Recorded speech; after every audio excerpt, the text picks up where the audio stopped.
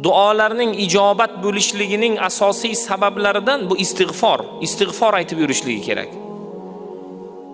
Bir shayx oldilariga kelgan har qanaqangi savol bilan kelgan odamga istig'forni taklif qilardilar.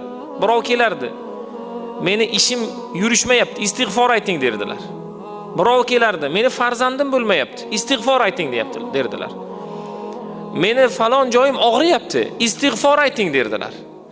Kim qaysi masala va mushkila bilan kelsa, unga faqat istig'forni tavsiya berardilar.